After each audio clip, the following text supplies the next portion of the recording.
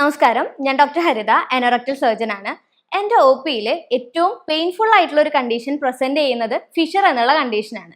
മലദ്വാര സംബന്ധമായ എല്ലാ കണ്ടീഷൻസും പൈൽസ് ആണ് എന്നൊരു തെറ്റിദ്ധാരണ പൊതുവെ ഉണ്ട്. പക്ഷേ ഏറ്റവും പെയിൻഫുൾ ആയിട്ടുള്ള മലദ്വാര സംബന്ധമായിട്ടുള്ള ഒരു കണ്ടീഷൻ എന്ന് പറയുന്നത് ഫിഷർ ആണ്.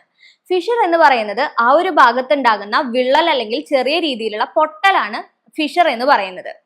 ഇത് ഏറ്റവും കോമൺ ആയിട്ട് കാണുന്നതുമാണ്. പേഷ്യൻസ് ലിറ്ററലി പറയുന്നത് ഒരു ബ്ലേഡ് വെച്ച് വരഞ്ഞ പോലുള്ള വേദനയാണ്, അല്ലെങ്കിൽ മുളക് അരച്ച് പരട്ടിയ പോലുള്ള അത്രയും സിവിയർ ആയിട്ടുള്ള വേദനയാണ് എന്നാണ് പേഷ്യൻസ് ലിറ്ററലി പറയാറുള്ളത്. ഇതിന് കാരണം ഫിഷർ എന്ന് പറയുന്ന ഈ ചെറിയൊരു മുറിവ് നമ്മുടെ മസിൽസിലായിട്ടും ചെറിയൊരു മുറിവ് ഉണ്ടാക്കുന്നുണ്ട്. ആ ഒരു ഭാഗത്തെ മസിൽസ് എന്ന് പറയുന്നത് വളരെ ടൈറ്റ് ആയിട്ടിരിക്കുന്ന മസിൽസ് ആണ്. കാരണം നമുക്ക് മോഷൻ അറിയാതെ പോവുക എന്നിങ്ങനെയുള്ള പ്രശ്നങ്ങളൊന്നും ഇല്ലാതിരിക്കാൻ സ്വിങ്ക്റ്റർ എന്ന് പറയും. ആ ഒരു ഭാഗത്തെ മസിൽസ് ആണ് ആ ഒരു മലം പോകുന്ന പ്രക്രിയയെ ആവശ്യമില്ലാത്ത സമയത്തൊന്നും പോവാതെ ടൈറ്റ് ആയി പിടിച്ചു നിർത്തുന്നത്. അതുകൊണ്ട് തന്നെ ഈ സ്വിങ്ക്റ്റർ എപ്പോഴും ടൈറ്റ് ആയിട്ടായിരിക്കും ഇരിക്കുക. നമ്മൾ ഉറങ്ങുന്ന സമയത്താണെങ്കിൽ പോലും ഈ ഒരു മസിൽസ് വളരെ ടൈറ്റ് ആയിട്ടിരിക്കും. പക്ഷെ ഫിഷർ എന്നുള്ളൊരു കണ്ടീഷൻ വരുമ്പോൾ അവിടെ ഒരു മുറിവ് ഉണ്ടാകുന്നത് ഈ ഒരു മസിൽസിലോട്ടും കൂടെ ഒരു കട്ട് വരുന്നത് കൊണ്ട് വളരെ സിവിയർ ആയിട്ടുള്ള പെയിൻ ആണ് പേഷ്യൻസിന് ഉണ്ടാക്കുന്നത്. അതുകൊണ്ട് തന്നെ ഒരു പരിധി വരെ ടോയ്ലറ്റിൽ പോകണം എന്നുള്ള ഒരു പേടി കൊണ്ട് ഭക്ഷണം കഴിക്കുന്നത് വരെ പേഷ്യൻസ് കുറയ്ക്കാറുണ്ട്. ഇത് ഒരുപാട് സ്ട്രെസ് ഉണ്ടാക്കുകയും അതുപോലെ ഉറക്കക്കുറവ് ഉണ്ടാക്കുകയും അവരുടെ ഒരു ക്വാളിറ്റി ഓഫ് ലൈഫിനെ തന്നെ ബാധിക്കുകയും ചെയ്യും. ഇത്തരത്തിലുള്ള പേഷ്യൻസ് നമ്മുടെ ഒ പിയിലോട്ട് വരുമ്പോൾ തന്നെ അവരുടെ ഫേസിലും ശരീരത്തിലും ഈ ഒരു പെയിൻഫുൾ ആയിട്ടുള്ള ഒരു കണ്ടീഷൻ ആണ് എന്ന് തന്നെ നമുക്ക് മനസ്സിലാവും. ഒരു മെലിഞ്ഞ ശരീരപ്രകൃതിയാണ് പൊതുവെ ഫിഷറുള്ള ആളുകൾക്ക് കണ്ടുവരാറുള്ളത്. കാരണം ഇവരുടെ ഈ ഒരു അസഹ്യമായിട്ടുള്ള പെയിൻ കാരണം. ഫിഷർ എന്ന് പറയുന്നത് അക്യൂട്ട് ആയിട്ടുള്ള ഒരു സ്റ്റേജ്, അതായത് തൊട്ടടുത്ത ദിവസങ്ങളിൽ ഉണ്ടായിട്ടുള്ള ഫിഷറും കാലങ്ങളായിട്ട് കൊണ്ടു നടക്കുന്ന ഫിഷറും രണ്ട് തരത്തിൽ തന്നെ നമുക്ക് മനസ്സിലാക്കാൻ സാധിക്കും. തൊട്ടടുത്തുണ്ടായ ഫിഷർ എന്ന് പറയുന്നത് നമുക്ക് ചെറിയൊരു കത്തി കൊണ്ടോ ബ്ലേഡ് കൊണ്ടോ മുറിയുമ്പോൾ ഉണ്ടാകുന്ന തരത്തിൽ വളരെ ചെറിയൊരു മുറിവായിരിക്കും തുടക്കത്തിൽ തന്നെ കാണുന്ന ഒരു ഫിഷർ എന്ന് പറയുന്നത്. ഇതിൽ ചിലപ്പോൾ തുള്ളി തുള്ളിയായി ബ്ലഡും പോകാൻ സാധ്യതയുണ്ട്. പക്ഷെ കുറെ കാലമായിട്ടുള്ള ഫിഷർ ആണ് എന്നുണ്ടെങ്കിൽ അതൊരു ത്രികോണ ആകൃതിയിൽ തന്നെ ഒരു കുഴിയോട് കൂടിയിട്ടുള്ള ഫിഷർ ബെഡ് ആയിരിക്കും നമുക്ക് കാണാൻ പറ്റുക. അത് ഉണങ്ങാനും വളരെയധികം താമസം എടുക്കും. ഇത്തരത്തിലുള്ള ഫിഷറിനോട് അസോസിയേറ്റ് ചെയ്ത് വളരെ ചെറിയൊരു തടുപ്പും കൂടെ കാണാറുണ്ട്. ഈ ഒരു തടുപ്പ് കാണുമ്പോൾ പേഷ്യൻസ് പലപ്പോഴും തെറ്റിദ്ധരിക്കാറുണ്ട് ഇത് പൈൽസ് ആണ് എന്നുള്ളത്. ഇത് പൈൽസ് ആയിരിക്കില്ല, അത് മിക്കവാറും ഒരു സെന്റിനൽ ടാഗ് ആവാനാണ് സാധ്യത. അതായത് ഇടയ്ക്കിടയ്ക്ക് പൊട്ടി മുറിവ് ഉണങ്ങി ഈ ഒരു പ്രക്രിയ കണ്ടിന്യൂ ചെയ്യുന്നത് കൊണ്ട് ഉണ്ടാകുന്ന ഒരു സംഭവമാണ് ഈ ഒരു സെന്റിനൽ ടാഗ് എന്ന് പറയുന്നത്. പൊതുവെ ഫിഷർ ഉണ്ടാകാനുള്ള കാരണങ്ങൾ എന്ന് പറയുന്നത് കോൺസ്റ്റിപ്പേഷനും വയറിളക്കവും, അതായത് മലബന്ധവും വയറിളക്കവും മാറി മാറി വരുന്നത് കൊണ്ട്, അല്ലെങ്കിൽ ഒരു ദിവസം തന്നെ 5 or 6 തവണ മോഷൻ പാസ് ചെയ്യേണ്ടി വരുന്നത് കൊണ്ട് ഇത്തരത്തിൽ ഒരു ചെറിയ മുറിവ് അവിടെ ഉണ്ടാവാൻ സാധ്യതയുണ്ട്. അതല്ലാതെ നമുക്ക് ഒരുപാട് സ്ട്രെസ് ഉള്ള ആളുകളാണ്, ദഹന പ്രശ്നങ്ങളുള്ള ആളുകളാണ്, കണ്ടിന്യൂസ് ആയി എന്തെങ്കിലും മെഡിസിൻസ് എടുക്കുന്ന ആളുകളാണെങ്കിലും ഇത്തരത്തിൽ ഫിഷർ വരാൻ സാധ്യതയുണ്ട്.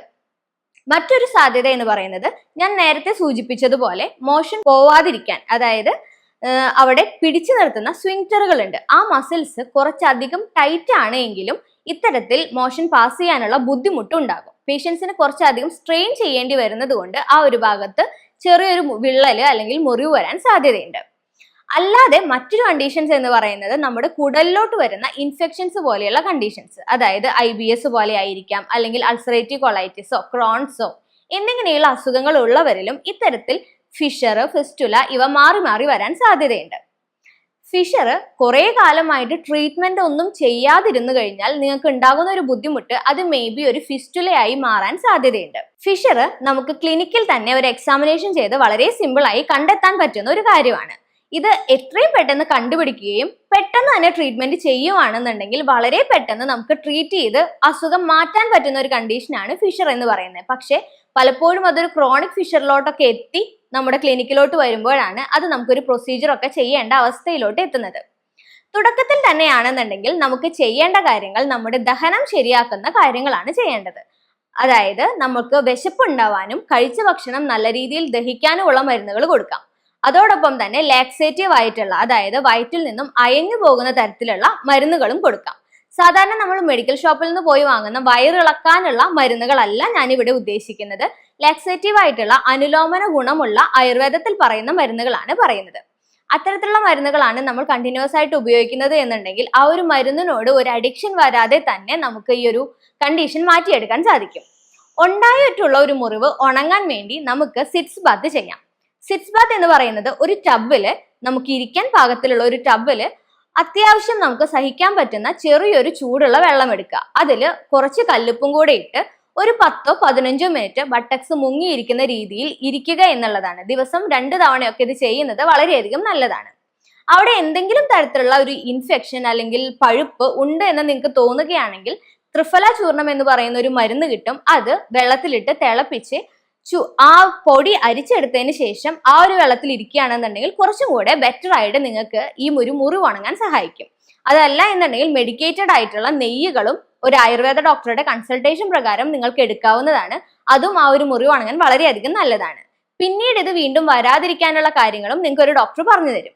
ഇനി അതല്ല, കുറച്ച് കാലങ്ങളായിട്ടുള്ള ഫിഷറാണ്, കുറെ കാലമായിട്ട് ഇത് കൊണ്ട് നടക്കുന്നതാണ്, അല്ലെങ്കിൽ ഒരു പ്രഗ്നൻസിയിൽ സംഭവിച്ചതാണ്, ഡെലിവറിക്ക് ശേഷം ഉണ്ടായിട്ടുള്ളതാണ്, കുറച്ചും കൂടെ കാര്യമായ രീതിയിൽ ട്രീറ്റ്മെന്റ് ചെയ്യേണ്ടി വരാൻ സാധ്യതയുണ്ട്. സ്വിങ്റ്റർ എല്ലാം ടൈറ്റ് ആണ് എന്നുണ്ടെങ്കിൽ ആ സ്വിങ്റ്റർ ലൂസ് ആക്കുന്ന രീതിയിലുള്ള ട്രീറ്റ്മെന്റുകളും, ഉണ്ടായിട്ടുള്ള ആ ഒരു മുറിവ് ഒട്ടും ഉണങ്ങാതിരിക്കുകയാണ് എന്നുണ്ടെങ്കിൽ കുറച്ചുകൂടെ പെട്ടെന്ന് ഉണങ്ങാനുള്ള ഒരു സ്റ്റിമുലേഷനും നമുക്ക് കൊടുക്കേണ്ടതായിട്ട് വരും. അതിന് നിങ്ങൾ എന്തായാലും ഒരു ആനോറക്ടൽ സർജനെ കാണിക്കുന്നത് തന്നെയാണ് നല്ലത്. ഇത്തരത്തിൽ ഫിഷറുള്ള ആളുകളാണ്, അസഹനീയമായിട്ടുള്ള പെയിൻ അനുഭവിക്കുന്ന ആളുകളാണെങ്കിൽ ഇനി കൂടുതൽ പെയിൻ എടുക്കേണ്ട കാര്യമില്ല. നിങ്ങൾ ഒരു ഡോക്ടറെ കൺസൾട്ട് ചെയ്യുക. എത്രയും പെട്ടെന്ന് സുഖമാവുന്ന ഒരു സിമ്പിൾ ആയിട്ടുള്ള ഒരു കണ്ടീഷൻ ആണിത്. ഡോക്ടറുടെ കൺസൾട്ടേഷൻ പ്രകാരം മാത്രം മെഡിസിൻ എടുക്കുക.